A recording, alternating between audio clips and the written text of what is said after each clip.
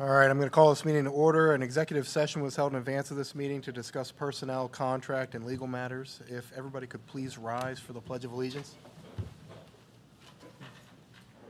Pledge allegiance to the flag of the United States of America and to the republic for which it stands, one nation, under God, indivisible, with liberty and justice for all.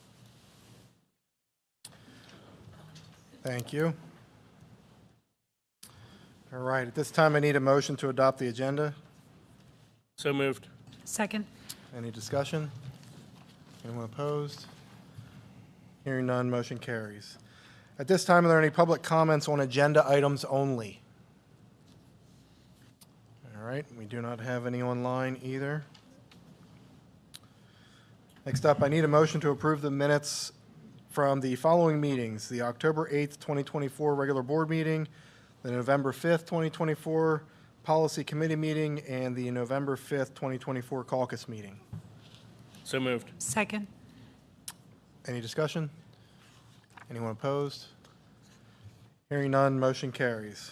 All right, at this time, I'll send it over here to Dr. Fox to introduce Westside.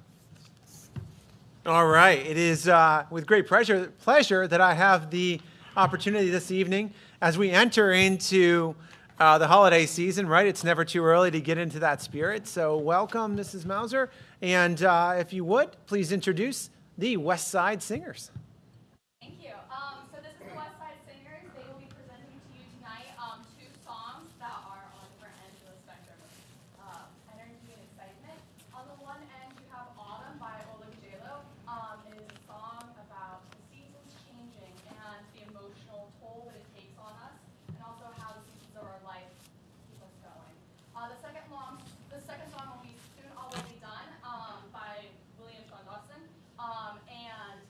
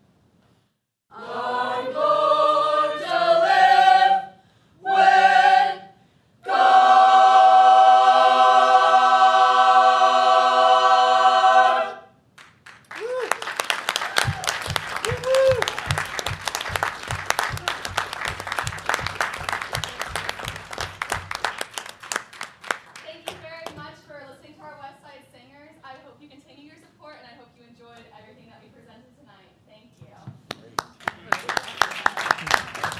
I think that deserves a stand-up applause, guys.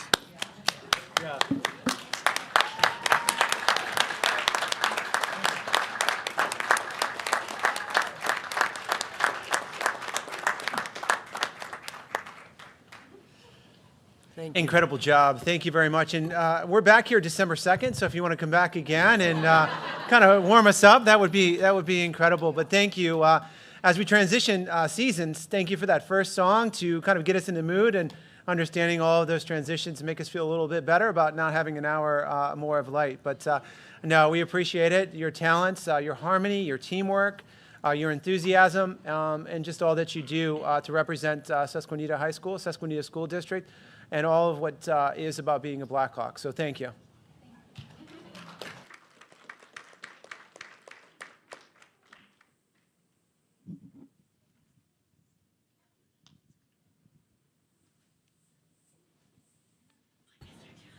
Super excited to welcome our next presentations, which is a presentation on middle school archery program. I'm going to introduce at this time Mr. Ken Ward. At the time, he's now, we're looking to have him full-time at the elementary school, but has some ties as well as starting this program at the middle school, as well as some remnants here at the high school. So, Mr. Ward, students, thank you. We might need some volunteers. All right, thank you so much. It's going to be really hard to compete with what you just heard. They did a fantastic job. But so what we're here to present is NASP, which stands for National Archery in the School Program. And this is a really, really cool thing that we brought back to the middle school this year. And from the time that we started talking about bringing this back, we talked about wanting to present this to the board. So we're really, really excited tonight to go and just have you learn a little bit more about this program. So I would like to introduce first the students that are here to present tonight. So Riley, please raise your hand. Chechio, Lyndon Rongo, Amelia Deitch, and Aubrey Rudy, all in 7th grade. All right, so what is NASP? I'm going to take and steal the floor here just for a couple minutes, but I know you don't want to listen to me. I know you want to listen to them. So it stands for National in the Archery School Program. This is one of them programs that's kind of two-pronged. So there's a curriculum piece to this where you learn about archery, and you do that in one of your classes in school. And in order to compete in the program and do a regional competition, a state program or state competition, and qualify for the national competition, you have to do this program somewhere in a class in the school. Just some of the numbers really speak for itself. So 1.3 million students and almost 9,000 schools participate annually, and that's growing every single year, so that's huge. When you look at the students that participate but then move on the competition, it's 50% male, 50% female, so it's not going one way in regards to gender. 58% of students report that they feel more connected to their school after participating in this program. 40% of students report that they feel more engaged in their classes due to this program, and 90% of students report that they pursue or want to pursue other outdoor activities thanks to this program. So the history at Susquenita, Mr. Paul Marth, he actually started this program at the middle school. I can't tell you when, but he did secure all the equipment. So every school, at the middle school and the high school, we secured the equipment with 2 different grants. And what really came with that grant was the training. It came with all the supplies, 10 bows, all the safety equipment, all the arrows that you would need, and then the equipment to go and work on the bows and keep things up to par. The middle school cafeteria was the place that was always used, but you guys approved a new cafeteria last year.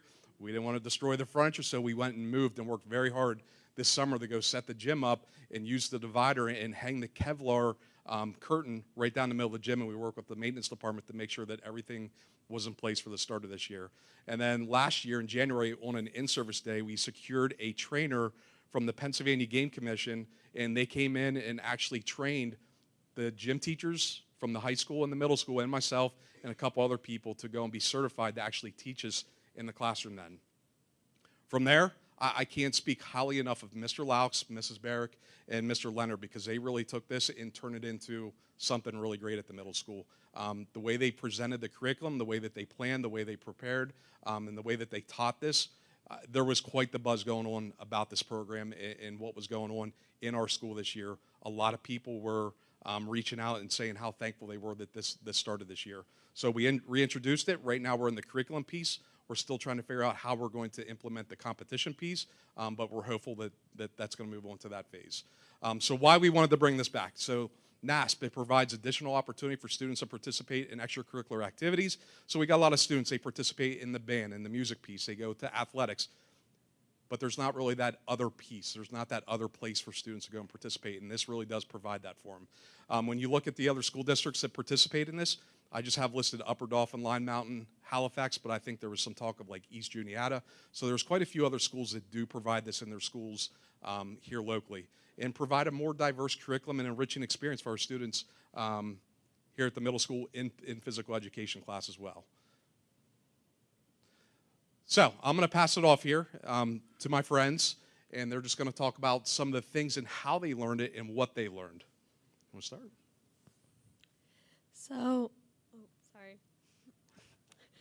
So we took a test on how. So we took a test on learning archery, and depending on what score we got, we had to get a 19 or a 20 out of 20 to actually do archery, and we learned all the safety and So you went there, you did a lot of stuff on Canvas, and then you Yes. took a test to make sure that you knew that knowledge and that curriculum. That way you were safe to go and use the actual equipment to go and move forward and do it in gym class, right? Okay, and some of the things that you guys covered were? parts of the bow, proper form, safety procedures, and scoring. All right, so I know Miss Deitch is going to go through and just talk about some of the parts of the bow, and she does have one of the bows that we use. This is a standard Genesis. When we talk about this competition in NASP in the gym class, you have to use this model bow. They come in different colors, but there's a lot of safety features that are built into these bows to make sure that they're doing the things and keeping our students safe. But I'm going to let her go ahead and talk about some of the parts of the bow real quick. So I'm going to start off with the cam. So the cam is the little part down here at the bottom. It looks like a little C. And then you have the limbs. The limbs are the parts up here that are sticking out. And the grip is the part that I am in which holding on to. And the arrow rest is a small little white thing, I guess you can say. The cables are right here. And strings. The riser is this entire part.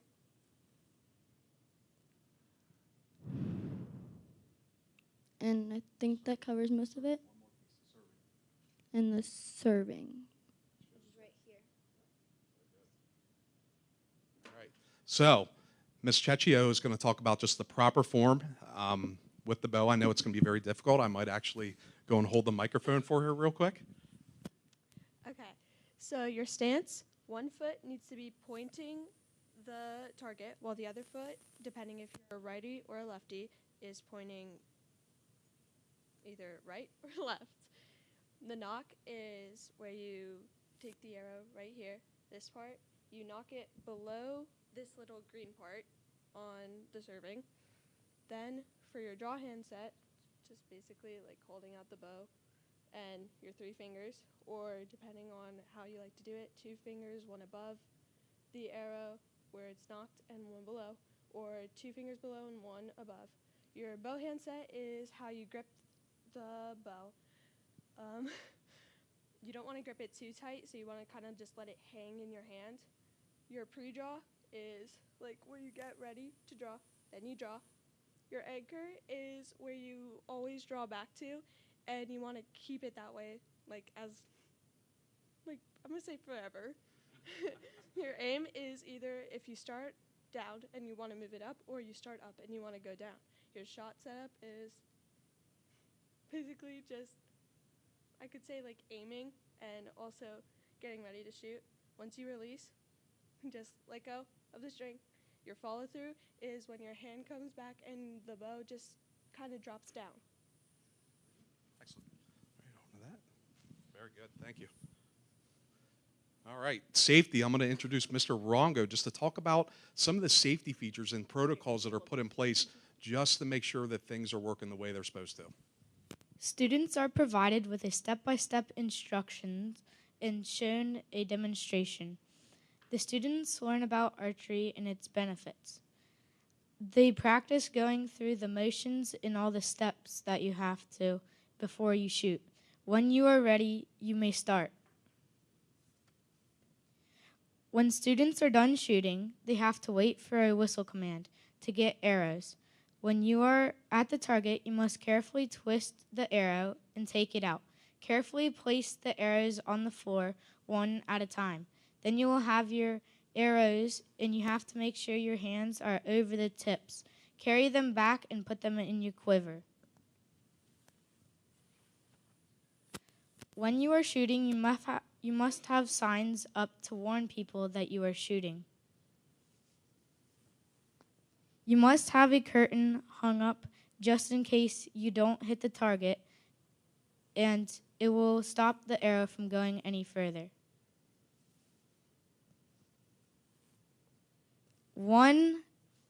2 whistle commands means get bow, 1 means shoot, 3 means go get arrows, 5 or more means stop. All right, thank you very much. Very good. All right, so the scoring, I'm going to turn this over to Miss Rudy so she can talk about what the scoring looks like with the arrows.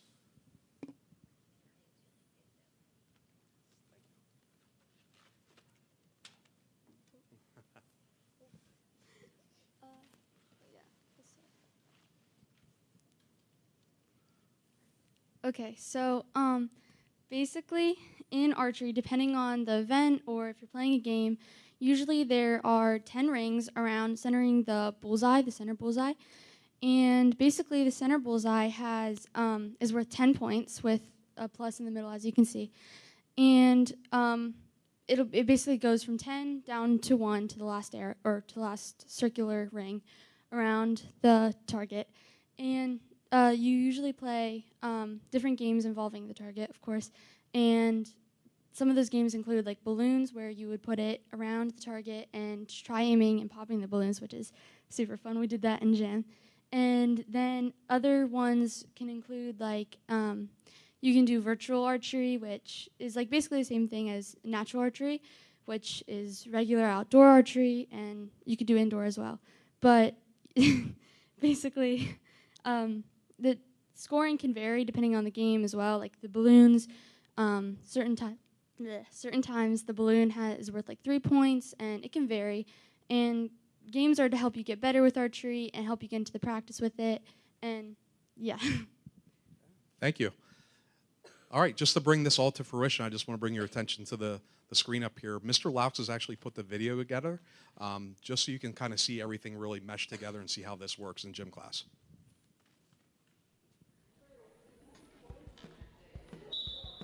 Go ahead, knock an arrow.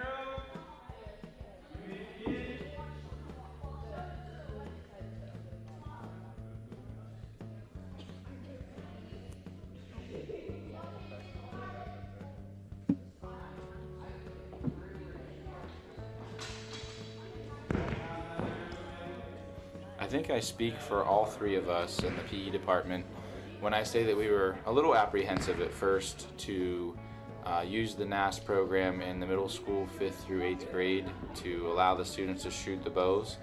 But giving the students that opportunity and really expecting them to be responsible with that allowed them to be challenged.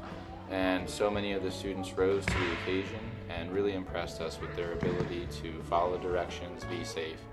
Not only that, they were really accurate and their skills improved exponentially over the week. First shooter, up to the target, hitting your arrows first. Second shooter, wait. I think something else that was really special for a lot of students was that archery allowed an opportunity for them to individually excel and learn and be challenged on something that is a physical activity that is not a team sport or a group activity where they may not get as much time practicing. With a lot of the things we do in physical education, they're group activities, they're team activities, and it is hard for students to get a lot of repetitions in practicing throwing and catching and different things that we do. But for the archery, each individual student had the same amount of time to practice and learn and ask questions and grow and become a better archer after that. So it was really nice to see some of the students that aren't always engaged in our PE activities really get interested and really dive into wanting to become a better shooter and a better archer. Pretty good. Got their groups in order.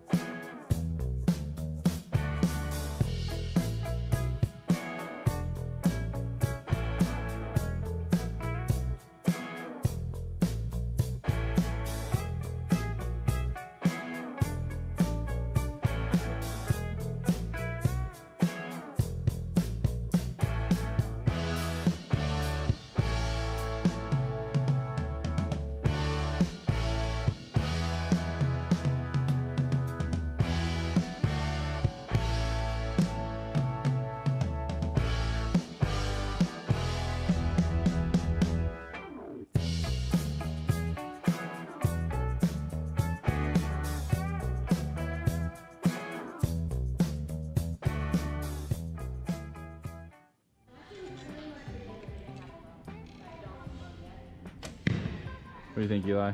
I like archery because it helps me with concentration.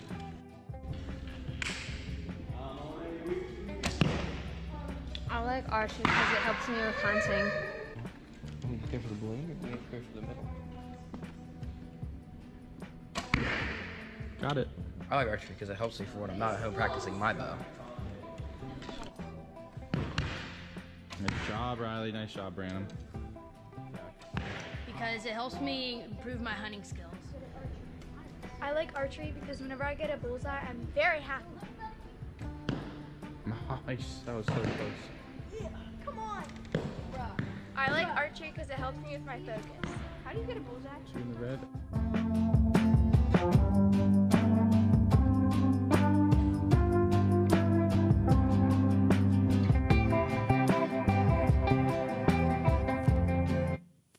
So what's amazing about this is there's zero limitations. We had every student that had gym class so far, from 5th grade through 8th grade, participate in this, and they've all done a great job.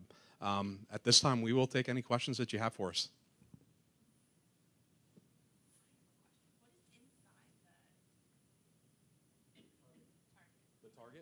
What's inside the target? So it just depends. Honestly, I'm not going to rip the targets apart to go see what's inside there, but there could be a lot of different materials. Usually it's foam. There could be some cardboard in there. There could be just an array and mixture of materials. The ones we have, I think there's probably going to be foam in there, but ripping apart wouldn't be cheap to figure out what that is. Yeah. Yes, so that's why they come like that. So when you shoot the target and it gets beat up enough and used to the point where you can't decipher the lines from the scoring perspective, you can take that part off and put the new one on. And being that these bows, this is not like hunting equipment, anything like that, where it's got a lot of poundage to it. It's very low poundage, adjustable, so it fits every single archer in the school. So there's no back wall to it, which means the draw length changes just depending on where you put it, and we can adjust the draw weight to fit every single student in the school. And these arrows and the bows, it's not going to do a lot of damage to anything that we have downrange, including the target or the Kevlar curtain that hangs down. How long did you say the program has been on now? How long has it been? This is the first year that we brought it back, and it was years ago. Mr. Paul Marth, he started this, but I think the equipment sat collecting dust for a long time. But we wanted to bring it back. Well, very good. Excellent. Thank you. Thank you very much. First of all, to students, thank you for coming this evening and demonstrating and showcasing. And we're not an easy group to talk in front of, so thank you very much for doing that. It's incredible. So let's give yourselves a round of applause for that. And then thank you for sharing everything that you've learned and being able to demonstrate all of that to us and with us. If having your expertise would have definitely probably helped me get definitely would have helped me get my merit badge in archery 100 years ago a lot quicker. And Mr. Ward, thank you for your leadership and your vision in working with Mr. Black and our physical education teachers of bringing back this. And it really isn't just about archery, right? You know, it's about following directions. It's about teamwork. It's about having that and showcasing and having confidence, but then having some fun along the way to a sport really that the sky's the limit when you live here in the Commonwealth of Pennsylvania. And perhaps some future Olympians also that I'm looking at in the future. So incredible work. Thank you very much for everything.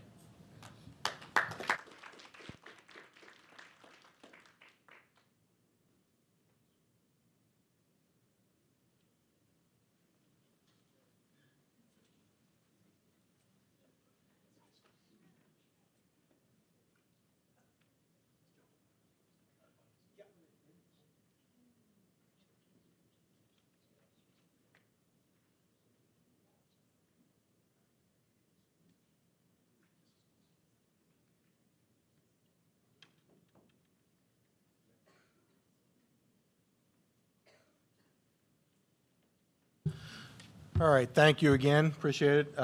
Also, Mr. Ward, thank you very much for your leadership. All right, moving right along, we'll just, looks like you're flying solo tonight, huh? You want Mr. Ward to sit in there with you and pretend to be Olivia? No, I'll be right, but those are some tough acts to follow. I think you're up to the challenge. All right, I'll give it a shot. All right, So go right we have ahead. A lot of exciting updates for you guys today. First, I'd like to offer congratulations to a student from Germany, Friedi Pieper, and in her first year ever doing cross country, she's a senior. She competed in states this year, so we're all super proud of her. And also, Susquenita athletes that we're proud of is our field hockey team, who also made it to states this year. So we're really proud of them, and that was awesome. Recently, National Honor Society took a visit to Transitions Healthcare, and we're doing things a little bit differently this year with that. Instead of doing just like a craft or bingo, we're trying to incorporate some more interactive elements. So this past visit, we asked them some questions. I think one of the questions was, what did you do for fun when you were in high school? And that interactive element just got some fun discussions going, and a lot of them were able to open up in ways that we haven't seen before. So that was really, really awesome. Also with National Honor Society, we just held our annual quizathon. Not to brag, my team did win the student team. However, I will say the parent team destroyed all of us. I think they only lost like 4 points. The whole thing, they did a really awesome job. And that's always a really great fundraiser that everyone loves doing, because the National Honor Society kids get a little competitive. Also upcoming, really soon here actually, on November 18th, the play opens. That's Arsenic and Old Lace. But on the 18th is the free show for senior citizens and veterans. However, the show opens to the general public on the 22nd and the 23rd, which is a Friday and Saturday, and it is $10 at the door, and it starts at 7 p.m., and I've heard it's really great. Everyone should go out and see it. All right, sorry I have a lot for you guys. Also, PAC, which is the Principals Advisory Committee, is doing work with the Nutrition Group, which is, if you don't know, the provider for our cafeteria. They've been meeting with them. I think now we're going to do quarterly to sample new foods, give suggestions, and just honestly give kind of how the students are feeling about the cafeteria food, and they can respond accordingly. And a lot of kids are really liking that. Our media class with Mr. Shepler has their first episode of News from the Nest. Just came out, I think, a week ago, where we talk about sports, and there's a mental health segment. There is a whole bunch of interesting stuff on there. Our own Dr. Fox has a feature where he talks to Lena. Thank you for that opportunity. Yeah, well, that's why everyone should go listen to it, because he did such a great job. Let's see. And we're also working with the Chamber of Commerce to make advertisements and more like publicity for local businesses. We're working with one right now, Love to Eat, and that's based out of Newport. They do a lot of butcher stuff like that. Let's see. Environmental Club just had their first field trip of the year, I believe, to land judging, which is where they sort of just learn about different types of soil. It's not my cup of tea, but it sounds like they are really into it. And that's all to prepare for the big event at the end of the year, Environmentathon, which is land judging, plant judging, a bunch of different things. And yeah, Leo Club just had their blood drive, and everyone who donated blood entered to win a Sheetz gift card. And I think they had a lot of blood, which is good. Let's see. Art Club had their annual pumpkin painting contest, and that was won by Erica A., who is in 11th grade. It was really, really cool. There was a lot of cool entries this year. There was even a Danny DeVito one. That was my personal favorite. Let's see. So just in summary, we have upcoming here, we have December, and there's a lot of musical performances. If you like what you heard with West Side, I know they do a ton of stuff in the community where they just sing holiday songs. And they also do a big concert, which includes the band as well. And winter sports are starting: basketball, wrestling, cheer, and bocce ball. And I think we're all looking forward to the Thanksgiving break, which is November 22nd to December 2nd. And I think that's all we have for you tonight. Thank you so much. Thank you. Do not apologize for providing us a lot of good information. We appreciate it. We like to hear it. So does the community. So you always provide everything we want to hear, and we're very thankful for that. So doing a very good job. So thank you. You're welcome. Anytime. Do you have anything? I do not. Okay. All right. Moving right along. Oh, boy, this is like our second favorite next to budget. Let's talk about the calendar for next year. Yeah, absolutely. So at your place setting here is the proposed 2025-26 academic calendar. And this calendar was adjusted based upon some feedback from our caucus meeting in October. So just looking at some important dates, August 20th, 2025 would be the proposed first date for the new school year. Winter break would be December 24th, 2025 to January 2nd, 2026. So how the calendar works, it definitely is a long winter break. January 2nd, 2026 would be a teacher trade day, and we would have, there's always a lot of different activities that we could fulfill with that, especially with a lot of the mandated trainings and requirements that are there with the Commonwealth provides for us. There's never enough time to get all of those done. Last student day, May 29th, 2026 would be proposed, half student day, as traditionally has been in the past, with our graduation ceremony being May 28th of 2026.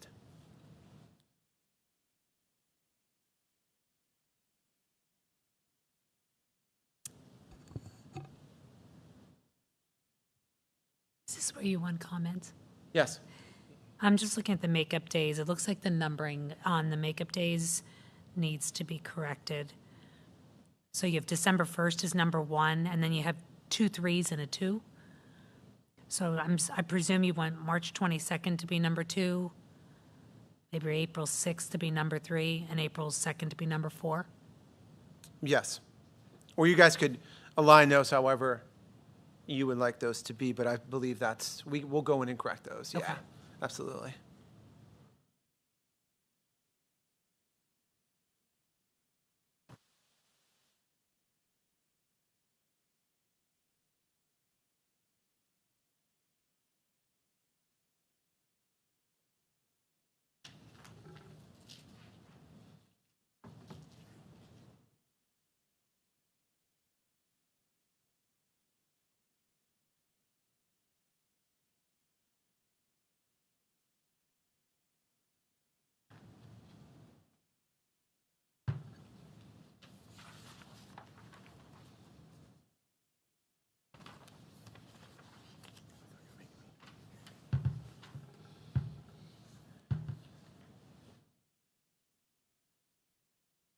One of the things I was never really good at as a teacher was wait time, because I never liked silence for some reason.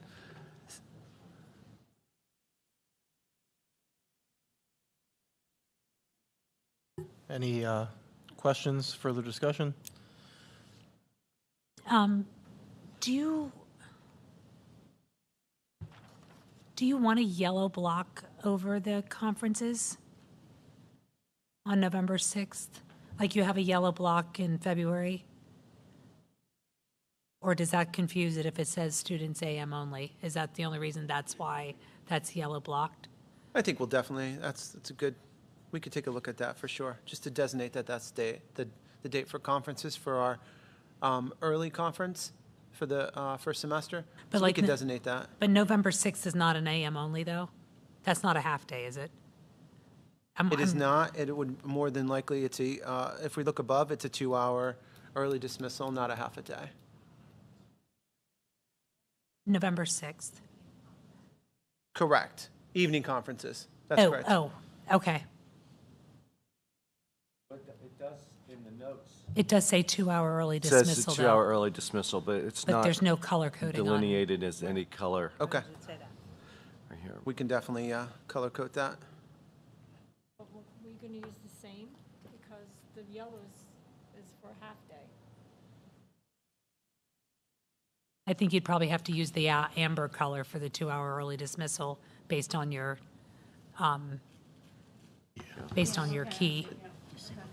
Yeah, I do. So we'll probably designate that as a 2-hour early dismissal.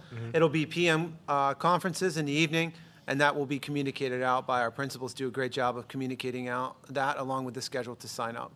Does that seem, I know we talked about this a little bit, does that seem awkward to have a 2-hour early dismissal on Thursday, back in school all day Friday, and then off Monday and Tuesday? Well, I think it was initially we discussed having PM conferences on the 7th on a Friday, but we thought maybe because of attendance and getting people, might be a little more difficult. And I think at that point, we might also be playing long into some sports seasons. So that would be great if we're in the PIAA championships of some point, and then we would have that around that time, right? But I think Thursday would probably be more attractive to parents to come. But yeah, the 2-hour early dismissal allows teachers to get prepared for conferences, to meet, to ensure that all paperwork is there, because they typically will meet together in certain grade levels. And also gives them a chance to have dinner, because a lot of them go straight through the night, long into the night.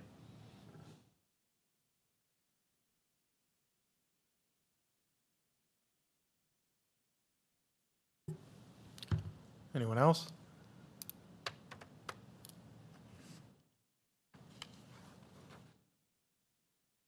No? All right. Good? Yes, sir. Thank you. All right. Next up, moving along to finance, some treasurer's reports and fund summary, cafeteria, cash report there attached for everybody. And next up, I need a motion to approve the following payment of orders. The general fund prepaid list 1 for $327,690.93. The general fund prepaid list 2 for $25,418.84. And the general fund check summary for $850,406.20. So moved. Second. Any discussion? Anyone opposed? Hearing none, motion carries. Next up, I need a motion to approve the Act 1 resolution for the 2025-2026 school year, limiting any real estate tax increase to 5.5%. So moved. Second. Any discussion?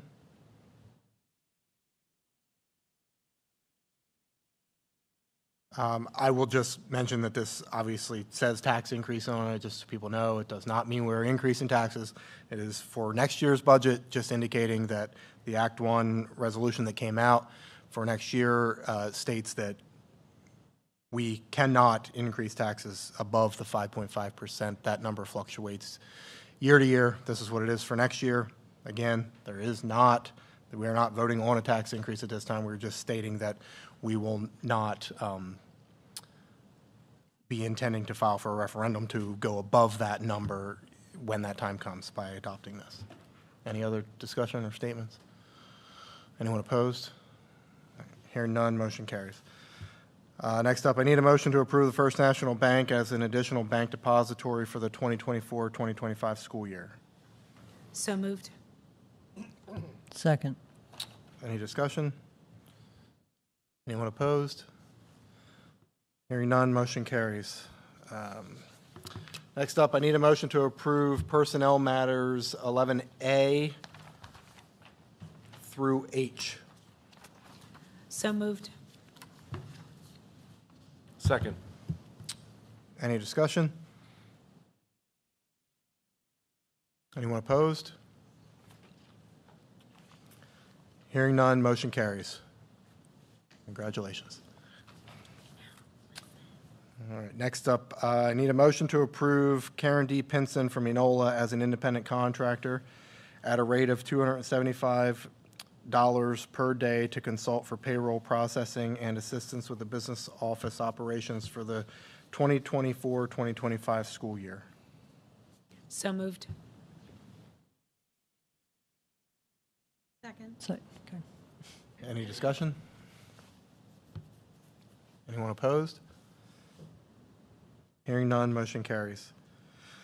Need a motion to approve the sale of used MacBooks to Susquenita staff members at a price established in a sales agreement. So moved. Second. Any discussion? Anyone opposed? Hearing none, motion carries. Need a motion to recommend the board add Naomi McGlucas to the approved Roar bus driver list. So moved. Second. Any discussion? Anyone opposed? Hearing none, motion carries. I got some policies here. I need a motion to approve the first reading of policy 218, student discipline. So moved. Second. Any discussion? Anyone opposed? Hearing none, motion carries. I need a motion to approve the second reading of policy 226, student searches. So moved. Second. Any discussion? Anyone opposed? Hearing none, motion carries. Need a motion to approve a donation in the amount of $1,247 from the Susquenita class of 1994 to be used to support field trips, dues, and costs for students within the district. So moved. Second. Any discussion? I would just like to say thank you from the board to the class of 94. It's very generous and very, very nice thing to do, so appreciate it. Anyone opposed? Hearing none, motion carries. All right, over to you, Dr. Jones, for a Cumberland Perry Area Career and Technical Center update.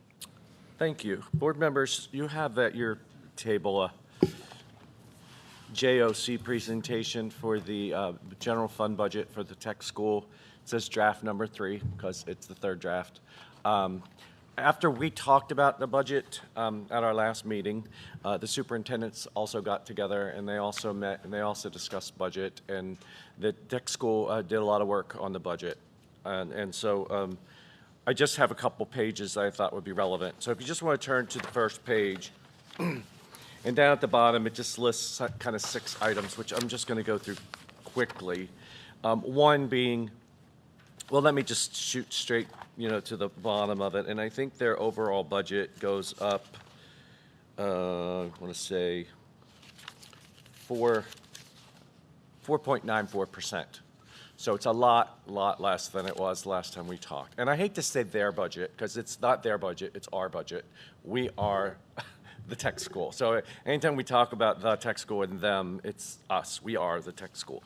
But anyway, so the budget only goes up not only, but it goes up 4.9, which was a lot higher. So one of the reasons it's going up is their collective bargaining agreement is expiring this year, but they still have built into their collective bargaining agreement a 4% salary raise. So that's non-negotiable, something in the budget's going on. PSERS actually is going down a little bit this year, which is helpful. Their health care premiums have increased like 12%, which again is another reason of why the cost is going up. They have more staff taking courses that require tuition reimbursement, so that's gone up by $15,000. We had talked about the tech school keeping our vocational subsidy. And they were able to reduce some numbers and came up with about $500,000 that they're able to now move into their general fund. And so they're not going to be taking any vocational subsidies from any of the schools.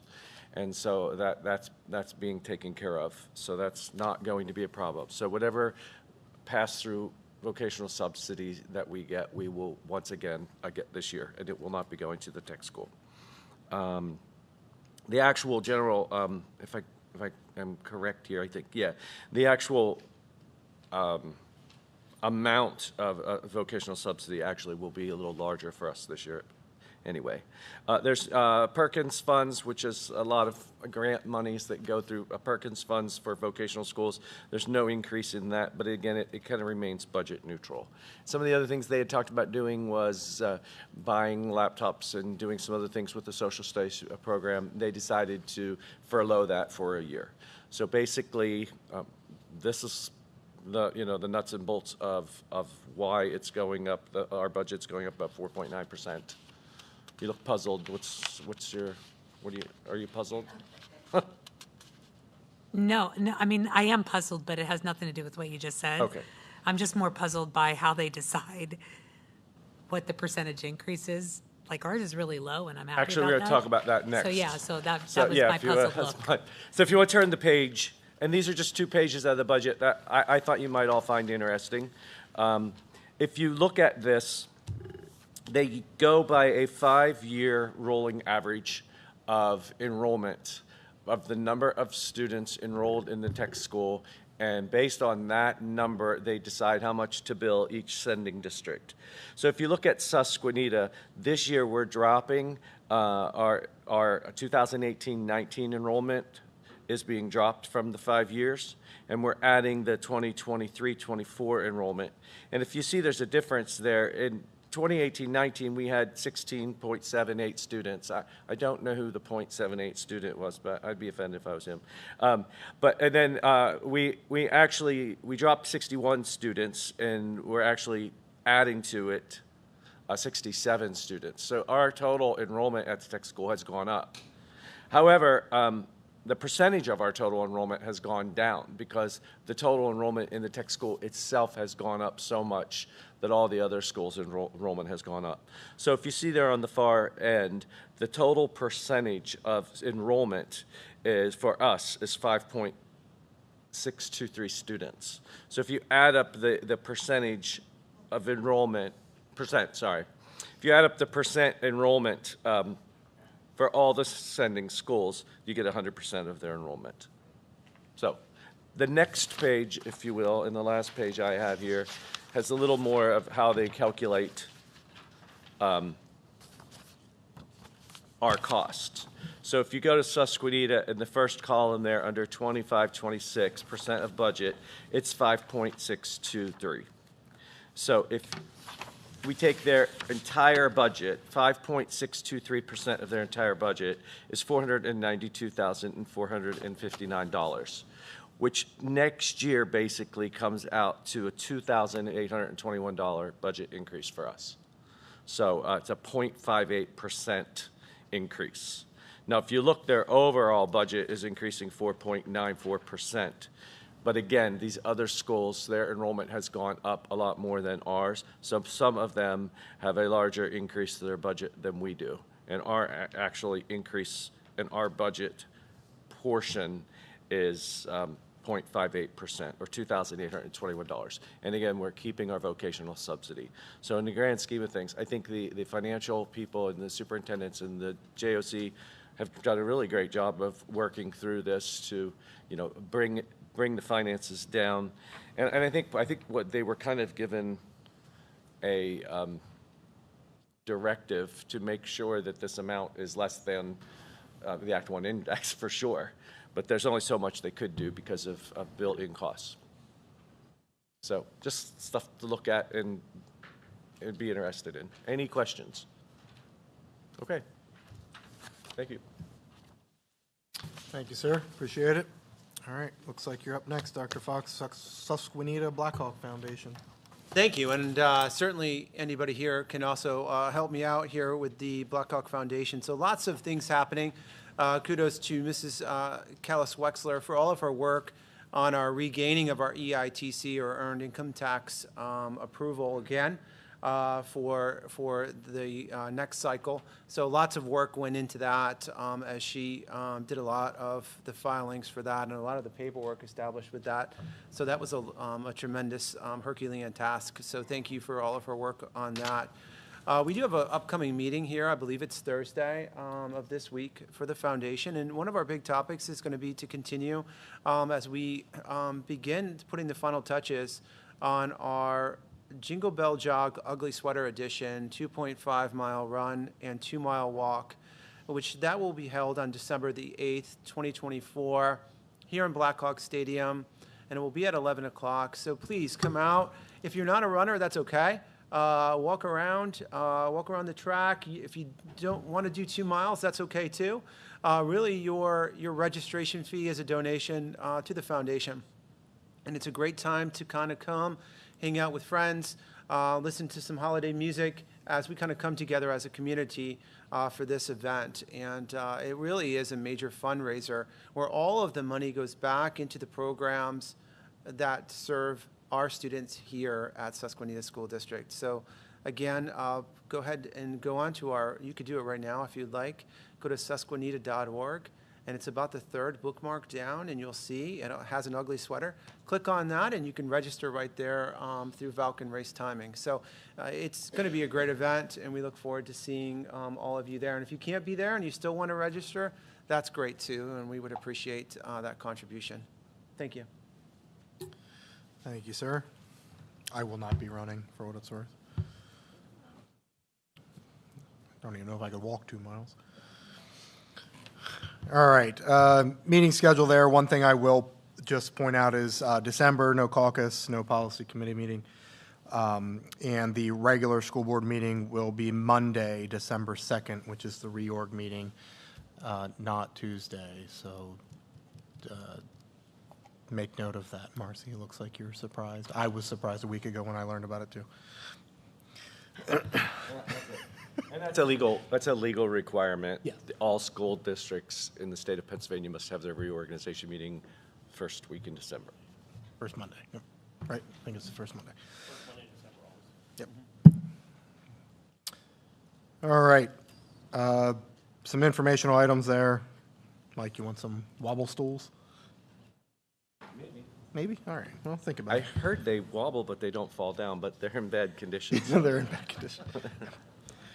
Probably crumble under my weight, but you know. All right. Any administrators wishing to provide any reports at this time? We'll start with Dr. Fox. He looks eager. I am. So I think we would be repressed not to, once again, thank all of our veterans who served our great nation. And once again, we cannot thank you enough for your dedication and your service. So all of those throughout our community, throughout our nation, and here within our Blackhawk Nation, thank you for everything you've done. I'd like to welcome Jason Browse. I look forward to working alongside him as we get to work on our 23-24 closeout. And we've already started 25-26 budget. Jason's even been in going through trainings, working, meeting with staff even before tonight. So he's hit the ground running, and we're excited to have him. So welcome. Congratulations to our fall sports teams, and a special congratulations as well to our field hockey team on finishing the season in an Elite Eight PIAA state tournament. Congratulations to Frederique Piper on qualifying for the PIAA state cross-country meet. It was exciting watching her compete and going out there, and I believe it was her first time running cross-country. So an incredible performance.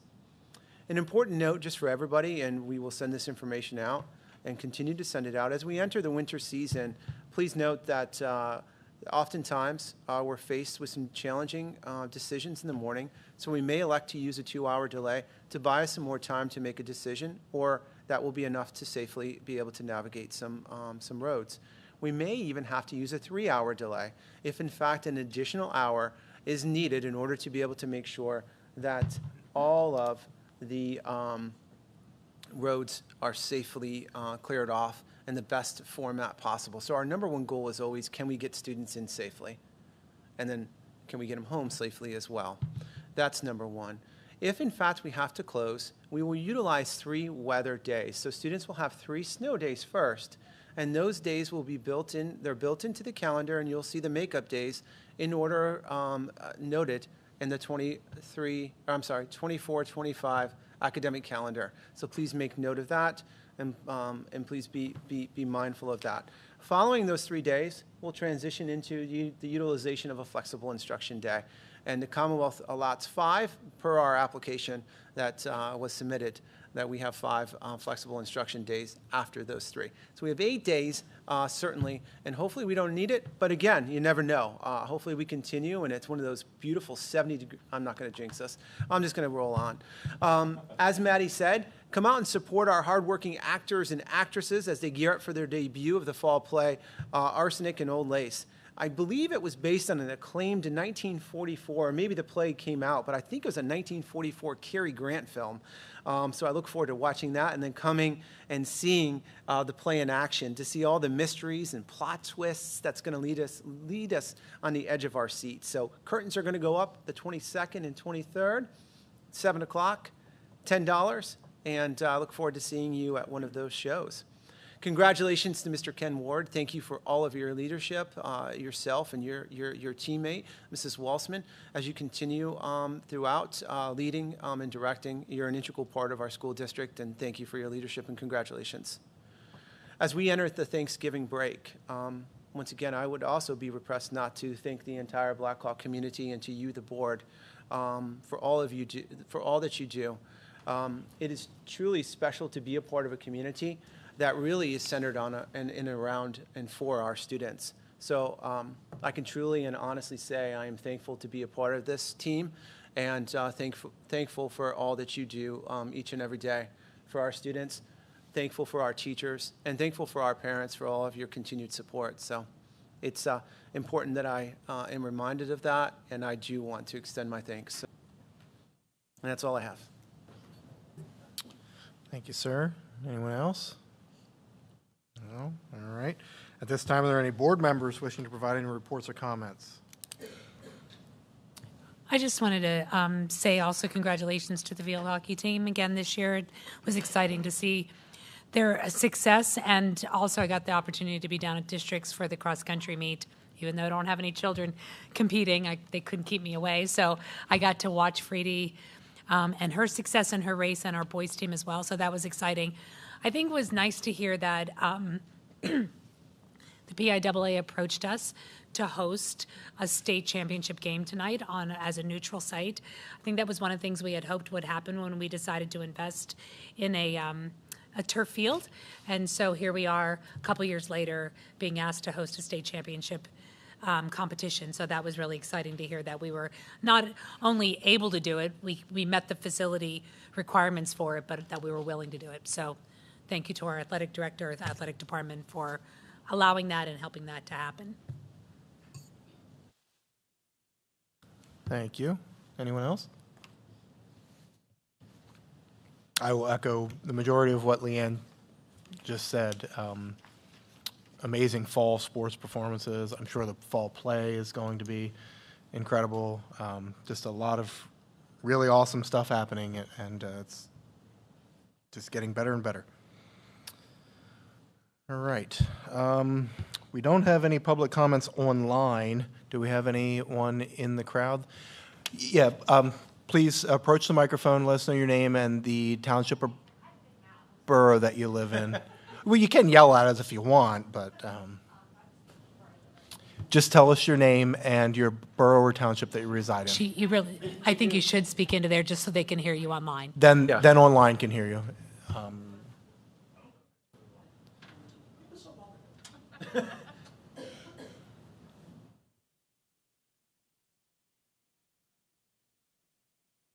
Hello? Okay. Good thing I'm not singing. All right, my name's Ashley Sabitsky. I reside in Wheatfield Township.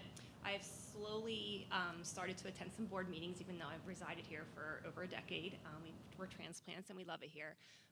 Dr. Fox, you kind of stole my thunder because I, as an educator in a neighboring district, I just wanted to thank the board and administration for always kind of looking out for teachers and being considerate of their time, such as offering time for them to eat dinner before conferences. And I see you have a lot of built-in days for 2-hour dismissals, I'm assuming for like collaboration time and things. And I hope the teachers are very grateful for that. And I just want to say thank you because that doesn't happen everywhere. So you obviously have the best interest in your community and your educators and things like that. So I just wanted to commend you and say thank you for doing what you do for our community because it's not an easy job. It's not paid. So thank you. Thank you. Thank you very much. Appreciate it. Anyone else? You know the drill. Kelly Noss, Penn Township. Mine's towards Dr. Jones. For the tech school, is there any update on bids coming back for the expansion? No. They're still working on it diligently, and they keep telling us, that it's actually going to be better now that they've reworked some things than before. But there's nothing more to report that I am aware of. But thank you. No, just a congratulations also to the new administrative director at Cumberland Perry Area Career and Technical Center. I believe he's transitioned from Lancaster Career and Tech Center, and his name is Mr. Tom Wolf. So he's. We look forward. I think we have an upcoming joint meeting here within a week or so that we get a chance to meet him and see some vision and direction, and we look forward to collaborating with him. And he was a diesel instructor in the diesel program at Cumberland Perry Vocational Technical School for years. Well, it was vocational technical school then, now it's career and technical. So, and so he, he's all about the tech school because he was there. So I did meet him. His first day was the JOC meeting, and the people that we had in the meantime all did a phenomenal job. So I think we're in good hands. But he didn't do a stint as governor. It's not the same Tom Wolf. No. I'm joking.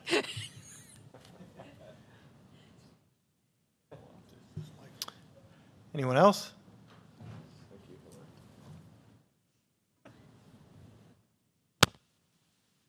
I'm Lorraine Vogel from Wheatfield Township. I'm one of the tax collectors.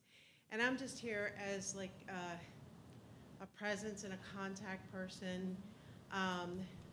I just want you to reach out to me if you have any questions about the proposal that we gave for an increase in wages. And you can also reach out to any of the other tax collectors on that list. But we just want to thank you for your consideration with that. Thank you. If you have any questions, please ask. Thanks. Thank you. Anyone else? I do want to jump back. I did want to say congratulations to Jason and field hockey. How many girls did we have that, graduated last year and went on to play collegiate field hockey, and our team again this year then made it as far as they did? That's a testament to you as well, just so you know. And so as far as coaching of that team goes, but you've been committed to the district in that capacity for quite some time, and now to have you on board here, we're looking forward to that. And Ken, we'd be hard pressed to find something that you wouldn't do for this district and this community. So, we're super lucky to have you, super grateful and very proud for you to take on this new role, and looking forward to seeing where that takes you. So, anybody else? Any other public comments up there? All right, everybody's favorite.